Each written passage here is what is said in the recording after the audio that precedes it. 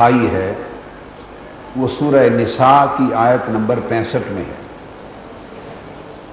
اب دیکھنا یہ ہے کہ ہمارے لیے حکم یہ ہے کہ ہم صرف اللہ کی قسم کھا سکتے ہیں۔ حکم شریعت یہ ہے کہ ہم صرف اللہ کی قسم کھا سکتے ہیں،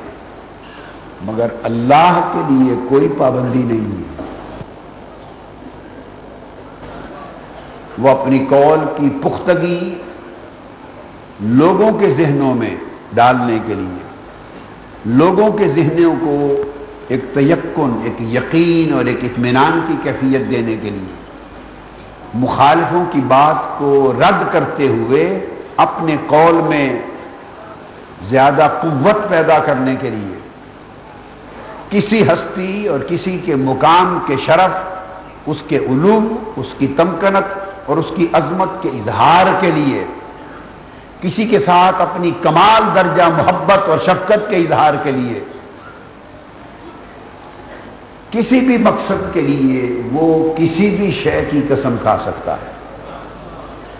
تو اللہ تبارک و تعالیٰ نے قرآن مجید میں سب سے بڑھ کر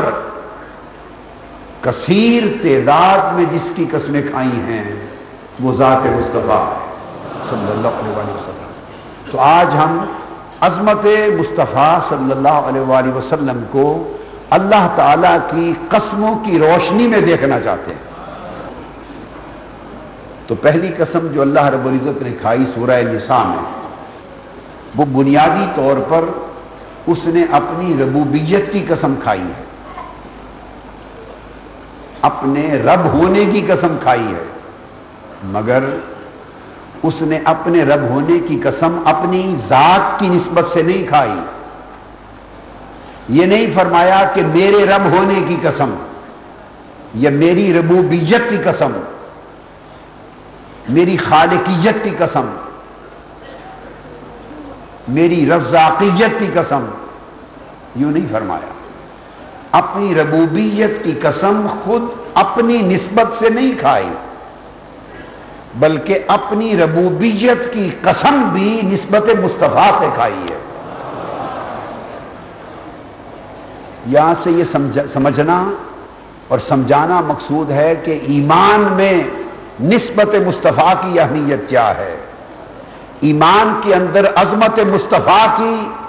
محوریت اور مرکزیت کا عالم کیا ہے۔ اور اگر ایمان آقا علیہ السلام کی نسبت سے، حضور علیہ السلام کی عظمت سے، حضور علیہ السلام کی ذات اقدس کی مرکزیت اور محوریت سے اگر تصور ایمان کو اور عقیدہ توحید کے تصور کو اور عظمت ربوبیت کے تصور کو حضور علیہ السلام کی شان کی مرکزیت سے الگ کر دیا جائے، جدا کر دیا جائے، تو دیکھنا ہے کہ ایمان بھی بچتا ہے یا نہیں بچتا،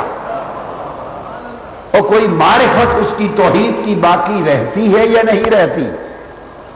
اور کوئی تعلق اس عقیدے کا توحید کے ساتھ برقرار رہتا ہے یا نہیں رہتا۔ تو عقیدہ توحید سے تعلق ہی برقرار تب رہتا ہے کہ اس عقیدہ توحید میں مرکزیت شان رسالت پہ ہو۔ عقیدہ توحید کی صحت برقرار تب رہتی ہے کہ اس عقیدہ توحید کے اندر جو محوریت ہے وہ محوریت عظمت محمدیت کو نصیب ہو، محبت رسول کو ہو، شان رسالت مآب کو حاصل ہو۔ تو اگر عقیدہ توحید کا مرکز و محور شان رسالت مآب ہے، عظمت رسالت مآب ہے، محبت رسالت مآب ہے، تعلق رسالت مآب ہے، نسبت رسالت مآب ہے، تو پھر اس نسبت سے توحید کا عقیدہ بھی خدا کے ہاں مقبول ہے، پھر اس نسبت سے ایمان بھی خدا کے ہاں مقبول ہے، اس نسبت سے اللہ کی معرفت بھی خدا کے ہاں مقبول ہے۔ اب قرآن مجید کی پہلی قسم کی طرف توجہ فرمائیے، اس نے فرمایا فلا وربک۔ اس لا کی تفسیر اول یہ ہے، یہ جو پہلا لا آیا ہے لا اولا، یہ منافقوں کے ظان، منافقوں کے عقیدے کے رد کے لیے آیا ہے۔ منافق سمجھتے تھے کہ اگر ہم نے رسول پاک صلی اللہ علیہ وسلم کو اپنا حاکم نہ سمجھا اور اپنے جمیع اختلافات میں حضور کو حکم اور فائنل سپریم اتھارٹی نہ سمجھا، اور آقا علیہ السلام کی ذات اقدس کو اپنا آخری مرجع اور مأویٰ نہ سمجھا، اور ہر بات پہ اگر آقا علیہ السلام کی حکم کے سامنے سر تسلیم خم نبی کیا اور قرآن کو مان لیا، اللہ کی آیتوں کو مان لیا، اللہ کو رب مان لیا، اس کے نازل کردہ حکم پر ایمان لے آئے اور اللہ سے براہ راست تعلق جوڑا، اور آقا علیہ السلام کی بارگاہ کی عظمت سے، آقا علیہ السلام کی بارگاہ کی حجیت سے،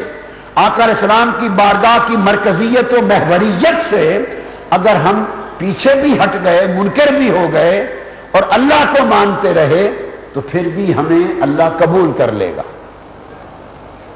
ہمارا ایمان مقبول ہو جائے گا۔ اس لیے قرآن مجید میں کہا گیا وَإِذَا قِيلَ لَهُمْ تَعَالَوْا إِلَىٰ مَا أَنزَلَ اللَّهُ وَإِلَى الرَّسُولِ رَأَيْتَ الْمُنَافِقِينَ يَصُدُّونَ عَنْكَ صُدُودًا، جب انہیں دو دعوتیں دی جاتی ہیں کہ آ جاؤ